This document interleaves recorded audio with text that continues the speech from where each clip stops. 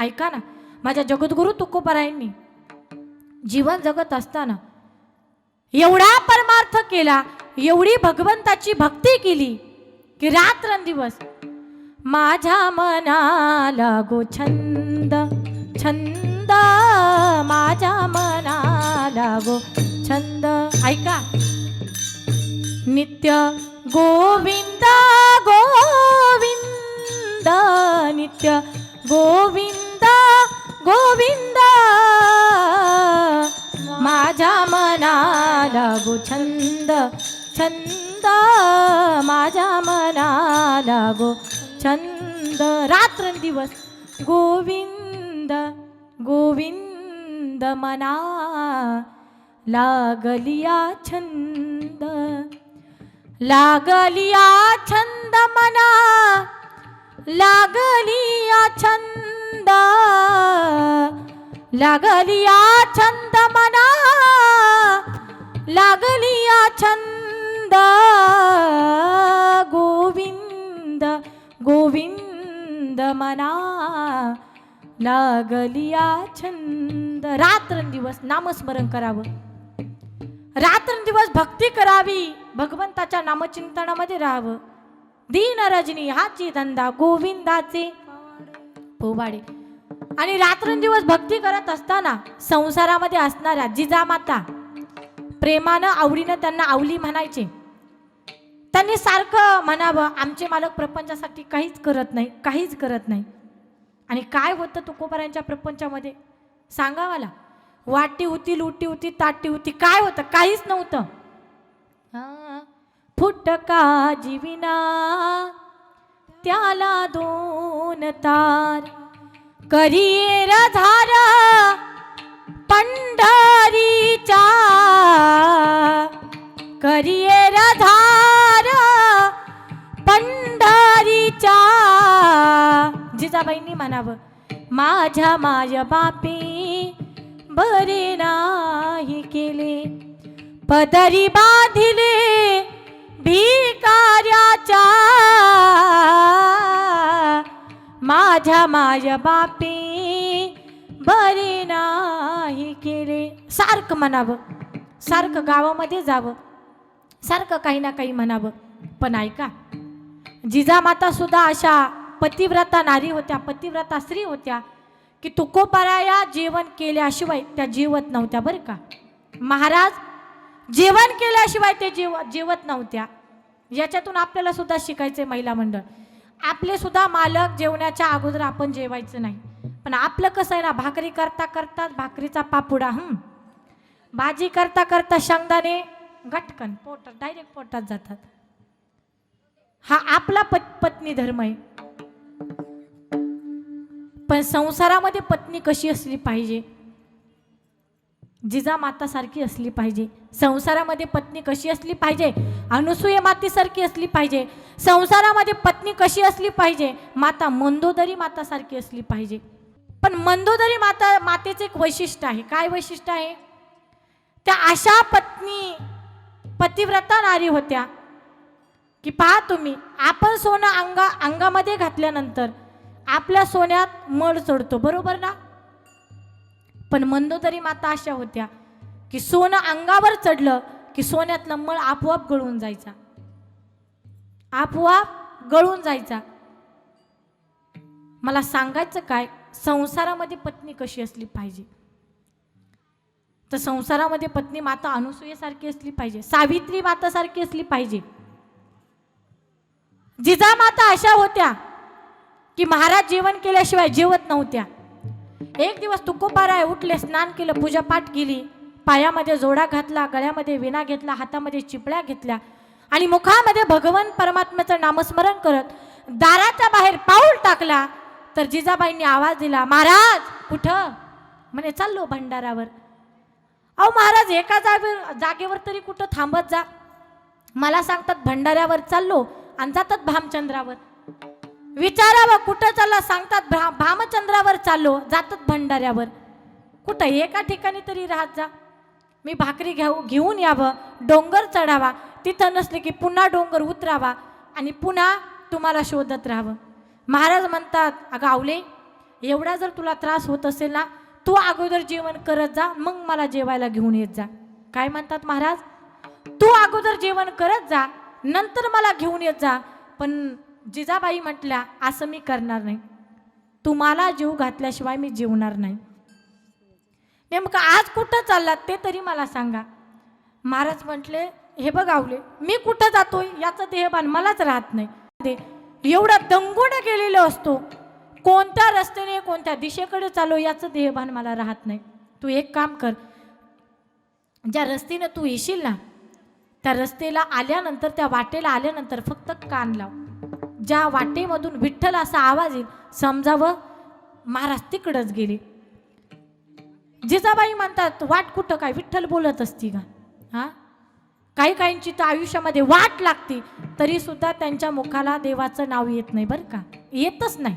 वाट लागते हो, पण तुकोबारायांची वाट विठ्ठल बोलत होती. आपण ज्या वाटेने जातो त्या वाटेनं कुत्र सुद्धा जात नाही, बरोबर आहे ना? हा, परंतु संत ज्या वाटेने जातात ती वाट विठ्ठल बोलते. हा संतांमधला आणि आपल्यामधला फरक आहे. जिजाबाई म्हणतात, ठीक आहे, तुम्ही जसं सांगतात तसंच मी करते. तुकोबाराया भजन करत करत निघाले. भजन करत करत भंडाऱ्यावर जाऊन पोहोचले. जिजाबाईंनी सगळा स्वयंपाक उरकला, सगळं घरातलं काम आटपून झालं. भाकरी घेतल्या, बांधल्या, टोपली घेतली, डोक्यावर ठेवली आणि रस्त्याने निघाल्या. विचार करतायत, खरंच वाट विठ्ठल बोलल का? आल्या, 3 वाटा लागल्या. विचार करतायत, आता कोणत्या रस्त्याला जाऊ? पण महाराजांनी सांगितलं होतं, जी वाट विठ्ठलाचं भजन करल, समजावं महाराज त्या दिशेने गेले. आल्या, पहिल्या वाटेला कान लावला, आवाज काय आलाच नाही. पुन्हा उठल्या, दुसऱ्या वाटेकडे गेल्या, कान लावला, तर चमत्कार असा झाला की वाट विठ्ठलाचं भजन करत होती. कसं? सर्वांनी हात वर घ्या.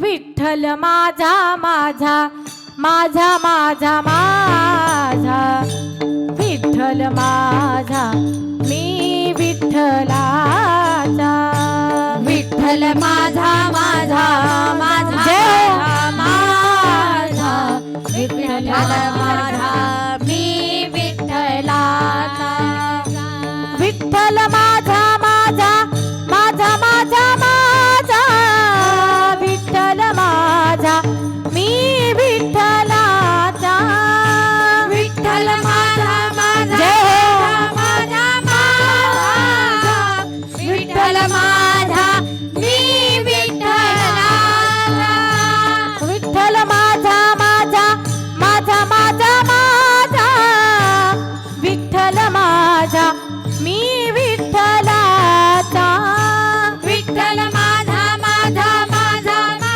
माझा, विठ्ठल माझा मी विठ्ठलाचा.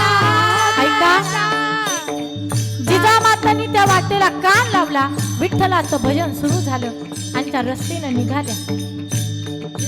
पुढे जात जात असताना भंडारा डोंगरावर आल्या आणि समोर पाहिलं काय, तर महाराज दिसले.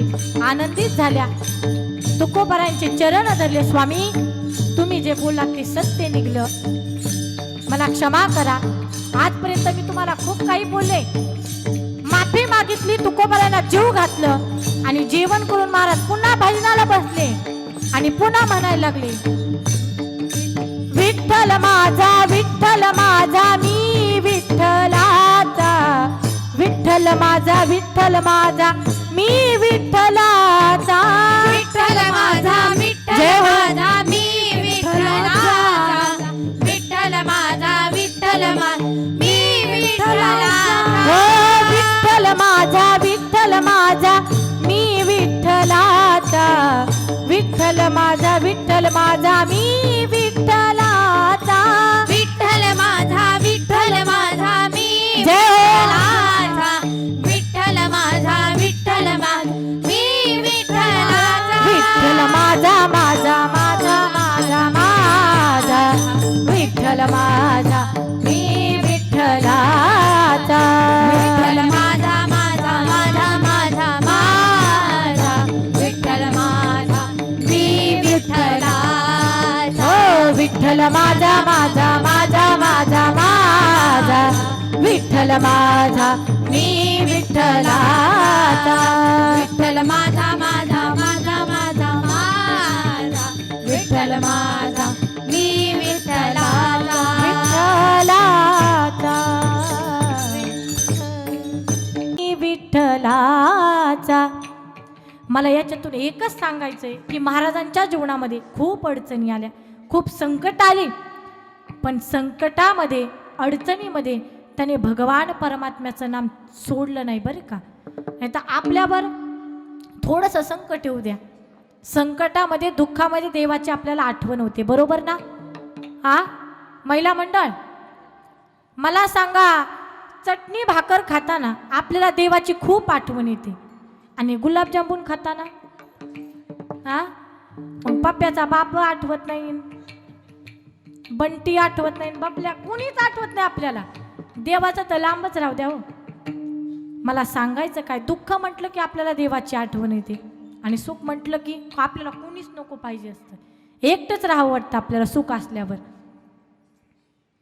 तसं तुकोबारायांच्या जीवनामध्ये सुख आली दुःख आली, परंतु महाराजांनी कधीच पहा तुम्ही, चांगल्या माणसाची संगत केली तर आपलं चांगलंच होतं, आणि वाईटाची संगत केली तर वाईटच होतं. माळकऱ्याची संगत केली तर आपण माळकरी होतो, आणि खाणाऱ्याची संगत केली तर आपण सुद्धा खाणारे होतो, पिणाऱ्याची संगत केली आपण सुद्धा पिणारे होतो.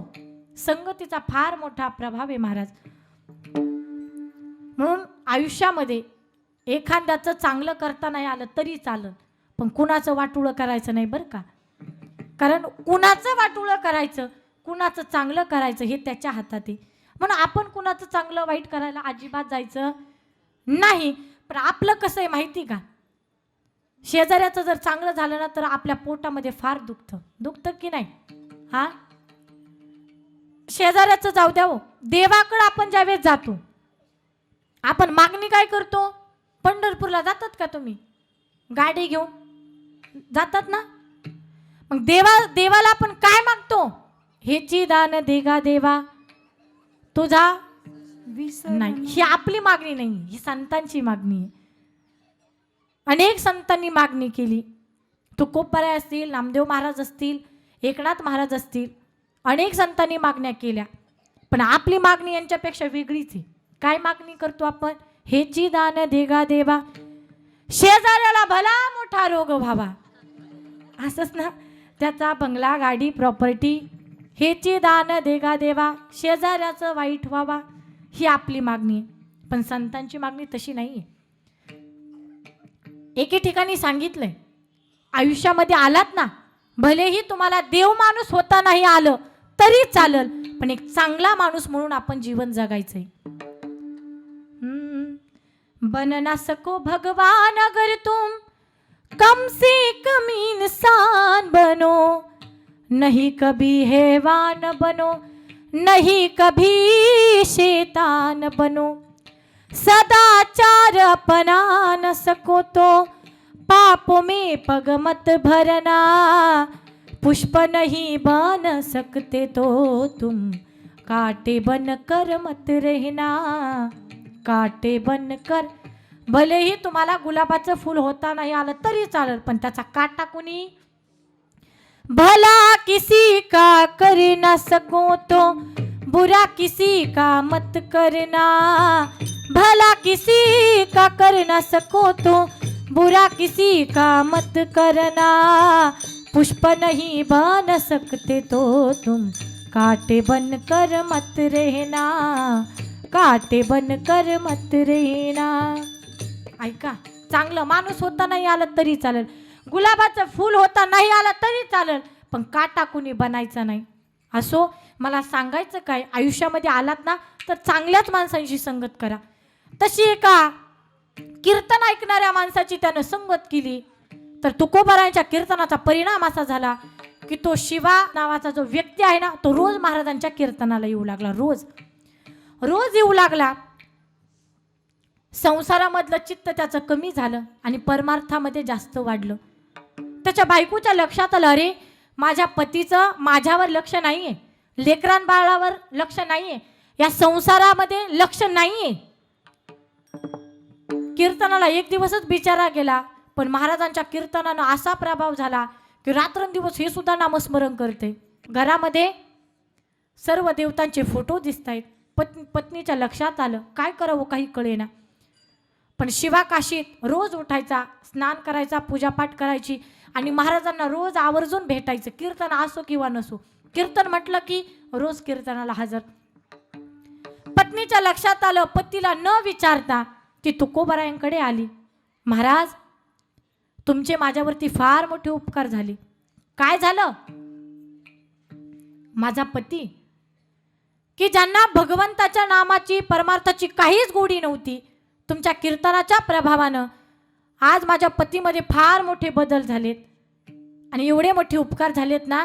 माझी एक विनंती, तुम्ही उद्या सकाळी माझ्या घरी जेवण करण्यासाठी या. काय म्हणते ती बाई? तुम्ही माझ्या घरी जेवण करण्यासाठी या. तुकोबारायांना फार आनंद झाला. महाराज म्हटले ठीक आहे. आमंत्रण दिलं. पतीला तर काहीच माहिती नव्हतं, हिनं बिचारीनं सुद्धा काही सांगितलं नव्हतं. आमंत्रण दिलं. दुसरा दिवस उजाडला. महाराज भगवंताचं भजन करत करत स्नान केलं, पूजापाठ झाली आणि निघाले. कुठं? शिवा नावाच्या घरी निघाले. कशासाठी? जेवण करण्यासाठी निघाले. महाराज घरी आले.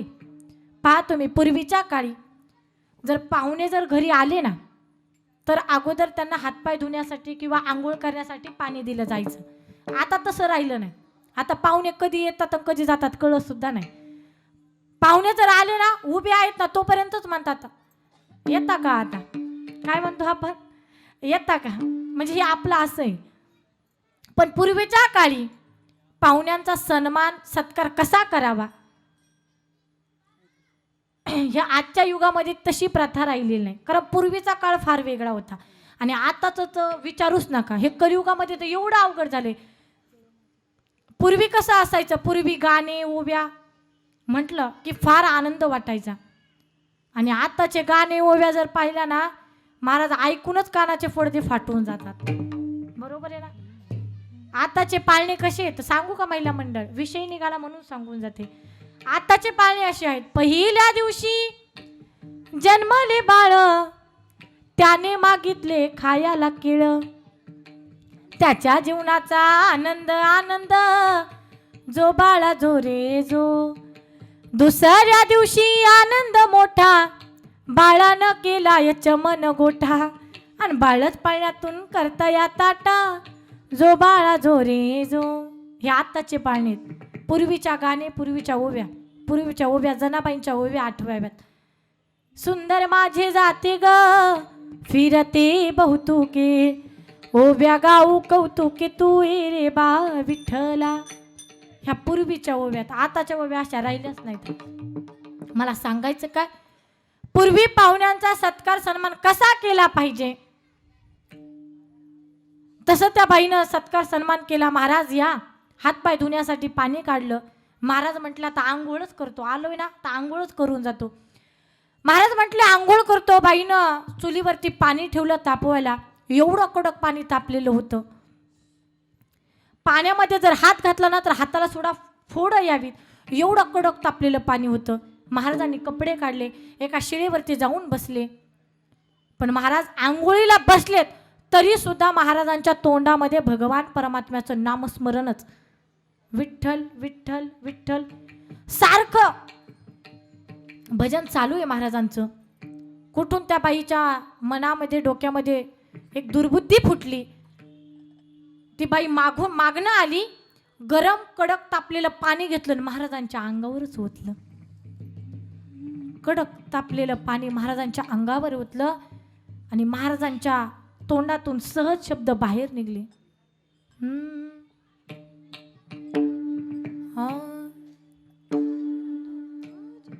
जळे माझी काया लागला बनवा, जळे माझी काया लागला बनवा, जळे माझी काया लागला बनवा, जळे माझी काया लागला बनवा. त्या बाईनं ते कडक तापलेलं पाणी महाराजांच्या अंगावर ओतलं. तुकोबरायांना काय करावं काही सुचेना. अंगाची आगाघोग लागली. पहा तुम्ही, आपल्या घरामध्ये थोडंसं कडक पाणी असू दे, आपण हात जरी घातला तर आपल्या हाताला फोड येतात. पण महाराजांचं शरीर होतं, पाणी ओतल्यावर महाराज म्हणतात,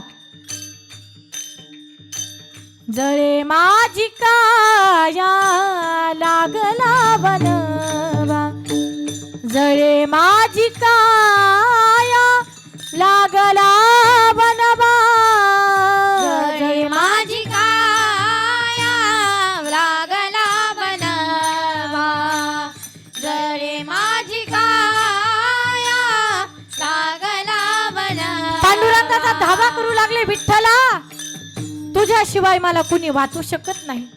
देवा तूच या संकटातून मला बाहेर काढ.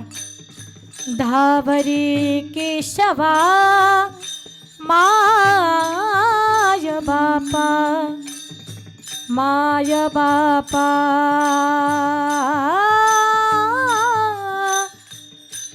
आ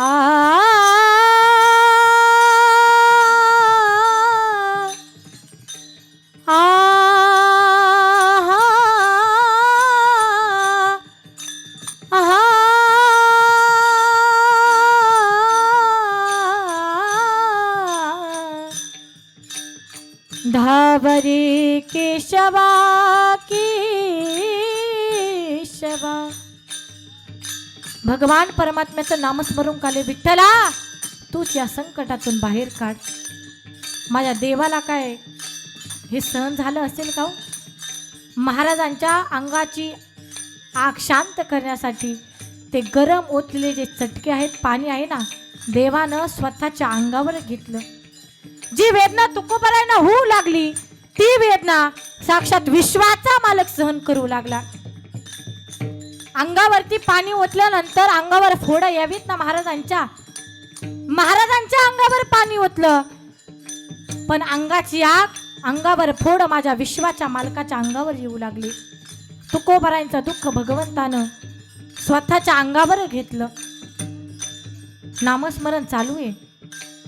धावरे केशवा माय बापा, धावरे केशवा माय बापा, जळे माझी काया लागला बनवा, जळे माझी काया लागला बनवा, जळे माझी काया लागला बनवा, जळे माझी काया लागला बनवा, लागला बनवा. याच्यातून मला एकच सांगायचंय, महाराजांच्या जीवनामध्ये अशी अनेक प्रकारची संकट आली, पण संकटात सुद्धा देवाचं नाव सोडलं नाही.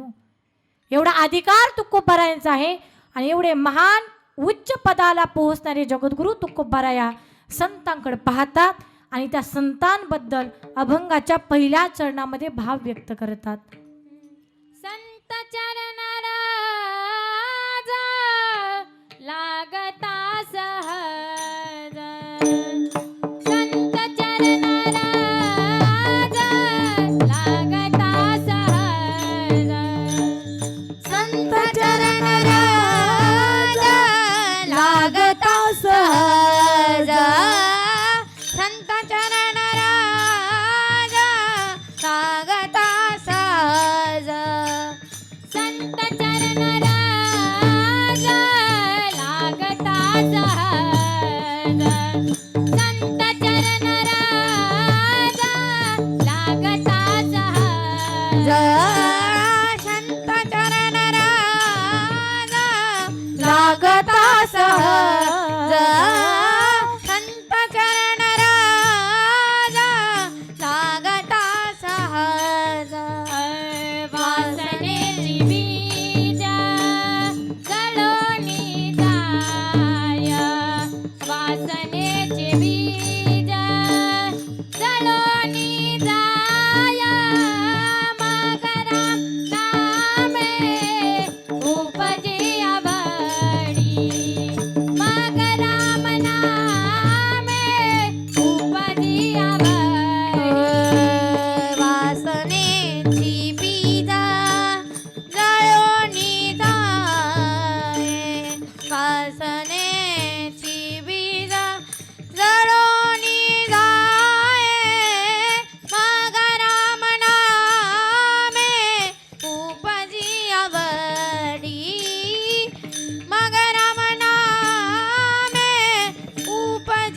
आवडी. अभंगाच्या पहिल्या चरणामध्ये श्री संत तुकोबाराया फार महत्वाची आणि मोलाची गोष्ट सांगतात की संत चरण राजा लागता सहज, संत चरण राजा लागता सहज, वासनेचे बीजा जळोनी जाई, वासनेचे बीजा जळोनी जाई, संत चरण राजा लागता सहज, संत चरण राजा लागता सहज, संत चरण राजा लागता सहज, वासनेचे बीज जळून जाई. आता पहा, अभंगाच्या पहिल्या चरणाचा आपल्याला लक्षार्थ घ्यायचा आहे, वाचार्थ घ्यायचा. संत चरण रज लागता सहज, वासनेचे बीज. संतांच्या पायधुळीने माणसाचं कोटी कल्याण होते. एकानं ऐकलंही, जिथे जिथे संतांचे पाय पडतात ना, संतांच्या पायाखालची त्यानं माती गोळा करून आपल्या घरी घेऊन आला. बरं, घेऊन काय येईना, पण ती माती बाजारात विकायला. म्हणजे अभंगाच्या पहिल्या चरणाचा त्यानं काय घेतला? वाचार्थ घेतला, लक्षार्थ घेतला नाही. संतांच्या पायधुळीनं माणसाच्या आयुष्याचं कोटी कल्याण होते हे आणखीन दुसऱ्यानं ऐकलं.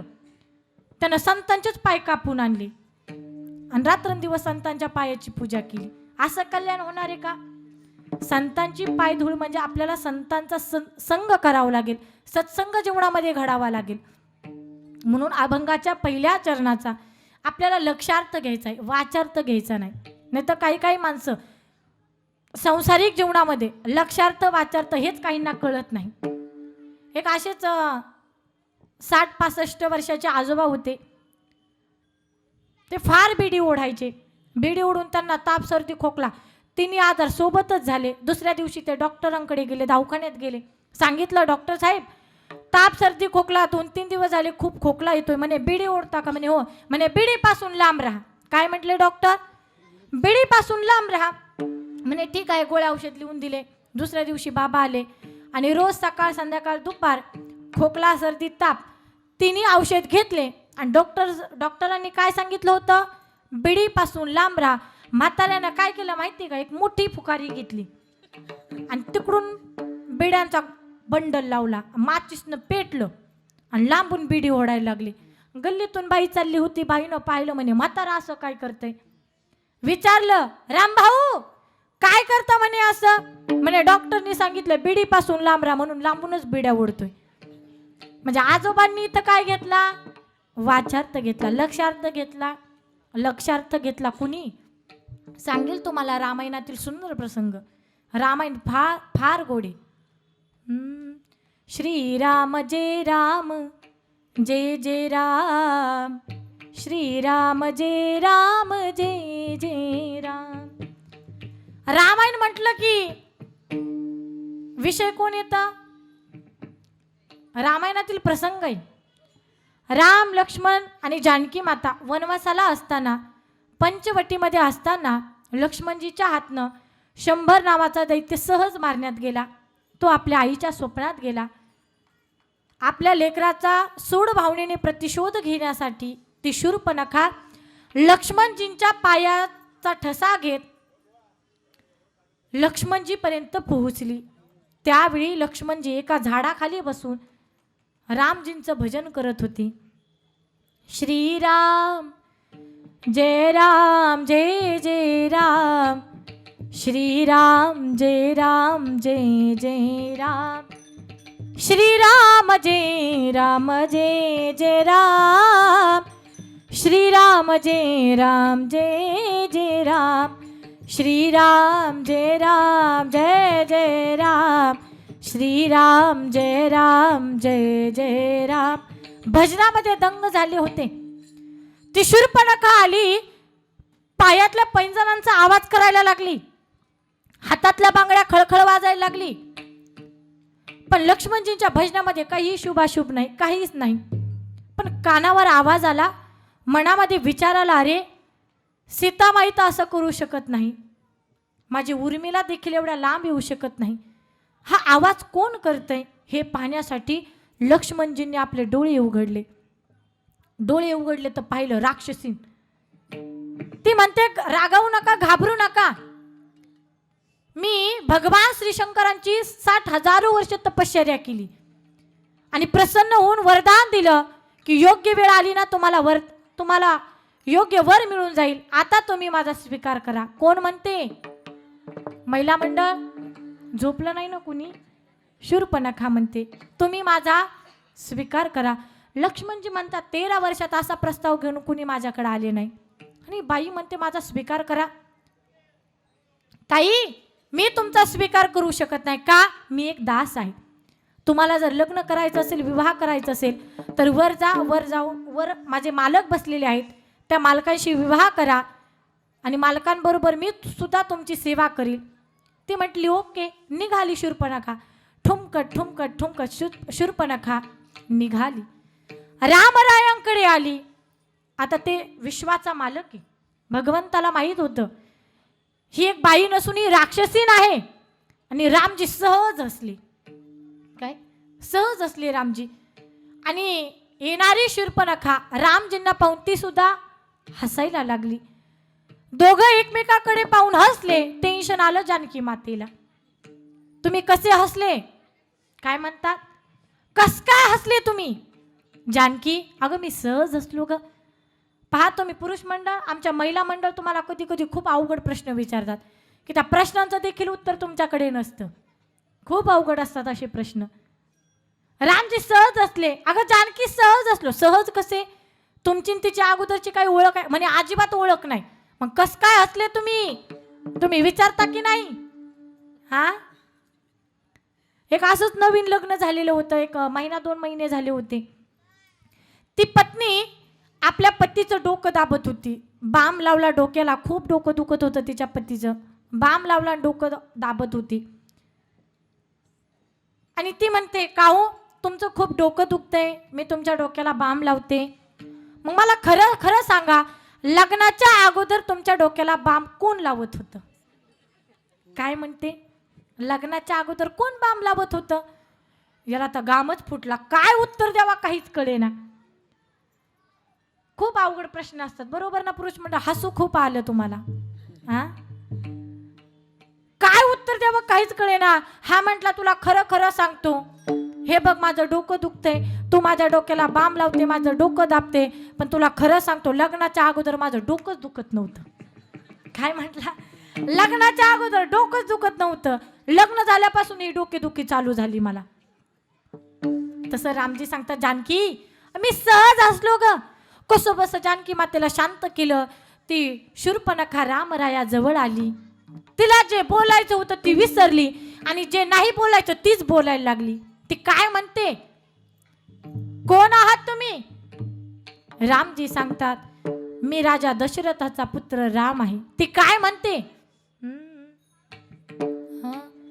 मला नठावा राजा दशरथ.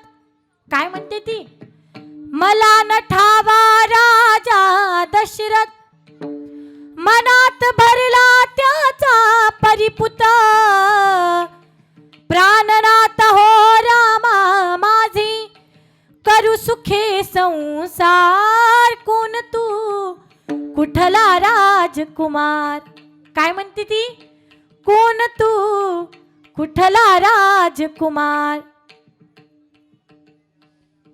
त्यावेळेस प्राणनाथ हो रामा माझी, करू सुखे संसार. रामा आपण दोघं सुखानं संसार करू. कोण म्हणते?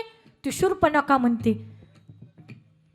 असं म्हणता म्हणता बाजूला पाहिलं तर जानकी माता बसलेल्या होत्या. जानकी मातेला काय सहन झालं असेल का? जानकी माता म्हणतात, ए सटवे, कुठलीच ग तू? आमच्या महिला मंडळांचं बोलणं असंच असतं. काय म्हणतात जानकी माता? ए सटवे, कुठलीच ग तू? त्यावेळेस ती शूर्पणखा म्हणते, रामजी कोण आहे ही बाई? रामजी म्हणतात, भगवत कृपेने माझी अर्धांगिनी जानकी आहे ती. तुला न शोभे अर्धांगिनी. रामा, नाही शोभत ही तुम्हाला, सोडून द्या तिला, त्याग करा तिचा. परंतु रामजी सांगतात नाही, मी तिचा त्याग करू शकत नाही आणि दुसऱ्या कोणत्या बाईचा स्वीकार करू शकत नाही. तुम्हाला जर विवाह करायचा असेल तर खाली झाडाखाली जा, माझा छोटा भाऊ लक्ष्मण बसलेला आहे, त्याच्याशी तुम्ही विवाह करा. म्हणे रागीट येते. शूर्पणखा सांगते, काय म्हणते, रागीट येते, ते माझ्याशी विवाह करणार नाही. प्रमाण काय, पत्र काय देऊ. म्हणे ठीक आहे, आपण पत्र लिहू. मग तुम्हीच लिहा पत्र. पण रामजींनी मर्यादा सांभाळली बरं का. जानकी, तू पत्र लिह, मी सांगतो. जानकी माता पत्र लिहायचं ठरलं. जानकी माता म्हणतात पत्र लिहायचं, पण कुठं लिहायचं. म्हणे पाठीवर लिहा. शूर्पणखा अशी गरकन फिरली. जानकी माता पत्र लिहायला लागल्या आणि रामजी सांगताय, चिरंजीव लक्ष्मण, तुझ्याकडे ही नववधू पाठवित आहे, याच्या नासिकाने कर्णाची शांती करणे, कळावा तुझा राम पूर्णविराम. पत्र झालं. काय पत्र लिहून झालं. पत्र काय पोस्ट ऑफिसच निघालं. डुगू डुगू डुगू डुगू डुगू डुगू आलं लक्ष्मणजींकडे. लक्ष्मणजी, तुमच्या भावाचं पत्र घेऊन आले. म्हणे कुठे पत्र. पत्र काय पोस्ट ऑफिसच गरकन फिरलं. पाठीवरती पत्र लिहिलेलं होतं. लक्ष्मणजींनी वाचलं, चिरंजीव लक्ष्मण, तुझ्याकडे ही नववधू पाठवित आहे, हिच्या नासिकाने कर्णाची शांती करणे, कळावा तुझा राम पूर्णविराम. पत्र वाचलं, पण ऐका, पत्राचा लक्षार्थ घेतला, वाचार्थ घेतला नाही. शूर्पणखा बोलायला लागली. तिला बोलण्याच्या आतमध्ये लक्ष्मणजींना तलवार काढली, कान आणि नाक दोन्ही उडून टाकलं. माझा दृष्टांत संपला. तिथून पुढे आपल्या सर्वांना माहिती आहे, ते शूर्पणखा हंबरडा फोडत आपल्या शक्तिशाली बुद्धिमान भावाकडे गेली.